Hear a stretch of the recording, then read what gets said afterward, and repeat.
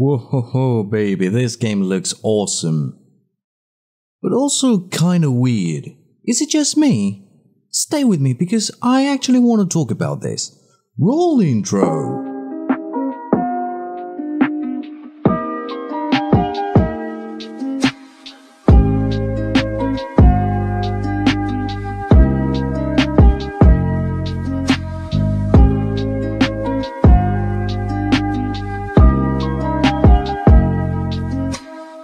Remember that if you like the video, leave a like, a comment and subscribe to my channel because it would help me a lot. Having said that, let's get back to the video. So, Mortal Kombat 12. 1. Mortal Kombat? I don't know at this point. One thing that I can say for certain is that I hate the title. Let's get that out of the way. It's incredible to see an amazing franchise such as this one surviving the passage of time, given the fact that there's been so many video games that have been forgotten as time went on. Fun fact, I actually made another video about forgotten franchises. You might actually want to check that out. It's really interesting, I promise. And yet, we managed to see a new entry on the franchise after a new reboot. And yes, I'm saying a new reboot because there has been already a reboot.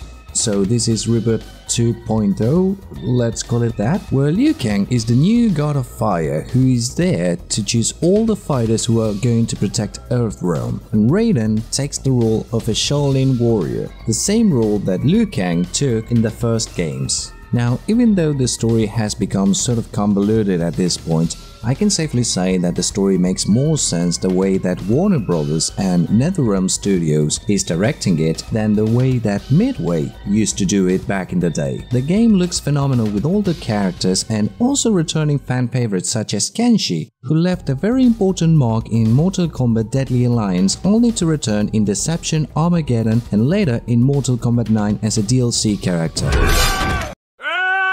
Only for that to become a recurring character afterwards. Basically, NetherRealm Studios is checking all the marks. After all, it's Mortal Kombat!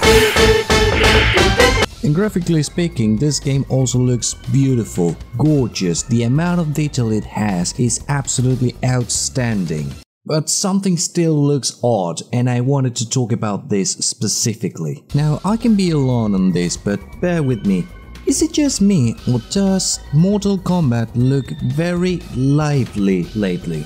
Please allow me to elaborate for a second, okay? Under no circumstance am I saying that Mortal Kombat looks bad. What I'm saying is that it looks too alive, too lively, too colorful. You know what I mean? I have absolutely no complaints when it comes to the graphical improvements or the fighting system. If anything, they have only improved in those fields. I guess that my only complaint when it comes to the gameplay will be the abuse of the X-ray system, which I'm personally tired of. Alright? That's just a personal opinion of mine. I'm saying this because the X-rays have become so crazy that basically they nullify the core concept of Mortal Kombat, which was the fatalities. Therefore, if you absolutely demolish and destroy your enemy in the middle of the fight, then what's the meaning of having a fatality to begin with? It's like you're already destroying your opponent in the middle of the fight, so what's the point of finish him? You know what I mean? But the thing that I feel the weirdest about Mortal Kombat lately is that it doesn't feel like a dark game anymore. It feels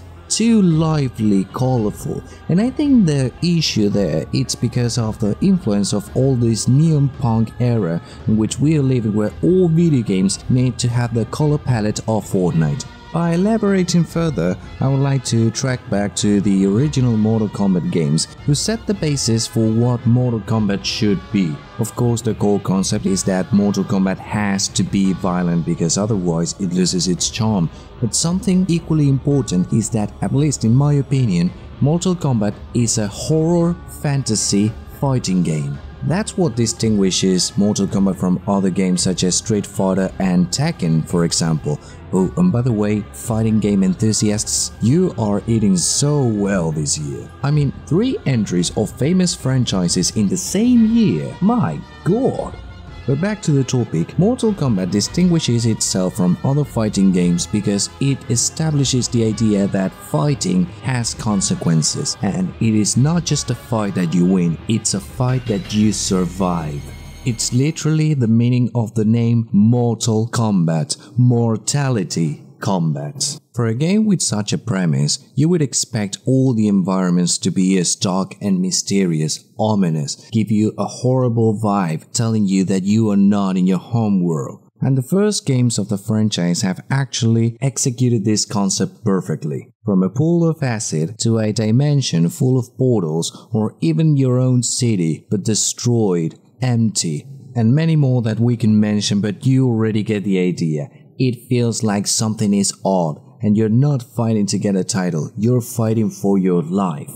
And I've been seeing this trend ever since Mortal Kombat 11, where it doesn't feel as dangerous as it should be. Mortal Kombat 10, on the other hand, executed this idea perfectly, even though it looks kind of muddy, and the graphics have aged like milk in a very short period of time.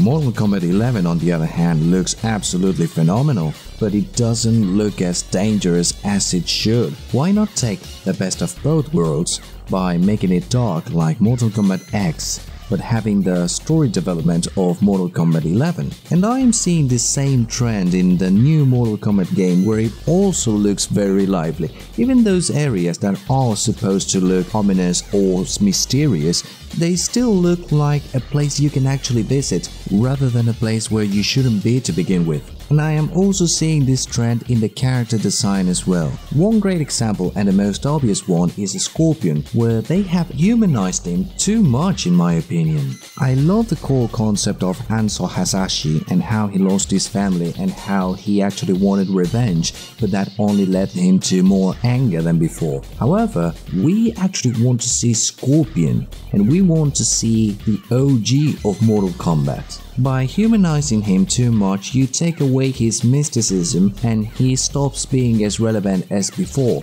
He's just another random character who happens to be called Scorpion as well. Still, I think I'm getting way ahead of time, so we'll have to wait until the game is released until we see how they handle the character. But I've got another example of the way they handle a character that I didn't really like too much, and that is Shiva on Mortal Kombat 11. First of all, I'm gonna state the obvious.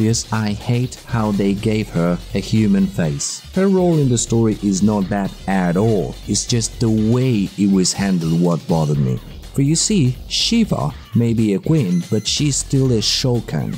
And if you know anything about the Shokans, they are supposed to be monsters. They are supposed to have their own rules, the way they handle society and such, just like the Taikatans, which I'm going to talk about in a bit, but I'm not gonna get ahead of myself. Since Shokans are supposed to look like monsters, it is unacceptable for this kind of character to have such a humanoid face. Look at Goro and Kintaro for example. They do not look human at all, and that's a good thing.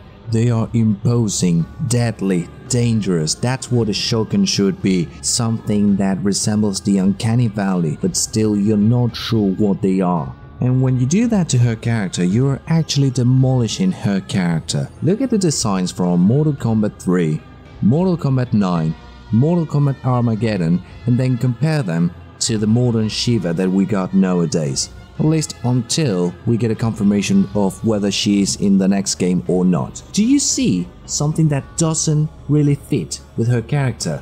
Character design is very important because it gives you a preview of what the character is before you even get to see them in action. Therefore, by humanizing Shiva, you unintentionally ostracize her character from the rest of her tribe. It gives you the idea that she is a Shokan, but she's not really a Shokan, which basically destroys the core concept of what Shiva is. And then you got the other extreme of the spectrum, which is Baraka and the Tarkatans. In this case at least, Baraka remained the same throughout all games, with very minimal variations over the years. He's still nightmare fuel, so that's a good thing. But what I don't like about Baraka is the following. And for that, I want to make an exercise with you. I want you to see this picture of the original design of Baraka and think for a second what comes to your mind. Okay, does it come to your mind someone who wants to fight for its own people? No? Okay. Does it come to your mind someone who wants to protect his race? I know that it looks like I'm overthinking about this, but I'm a huge fan of Mortal Kombat, and Baraka has always been throughout all games just a mercenary of Shao Kahn. He has always been a merciless monster who kills and devours everything that it's in his path. Don't get me wrong, I actually love when creators get imaginative and give motivations to its characters instead of being simple sidemen. However, why would you give such a motivation to go against Shao Kahn to help his people, to Baraka, the most mean-looking bastard of all Mortal Kombat, who literally grows blades out of his forearms? Really? Is that your idea of a good character design, or to take advantage of an already nightmare fuel such as Baraka? So this is not me bashing or hating on Mortal Kombat per se. As a matter of fact, I think that they are in a very good direction story-wise, but it feels too light-hearted nowadays and it doesn't feel as scary or impactful as previous entries. And so I decided to share my opinions with you when it comes to this. Maybe I'm alone on this, maybe you agree with me. What are your thoughts? Do you think that Mortal Kombat is becoming a bit light-hearted? Let me know in the comments because I actually want you to share your opinion with me. I want to see what your take is on this direction that NetherRealm Studios is going for. This is Final and thank you for watching.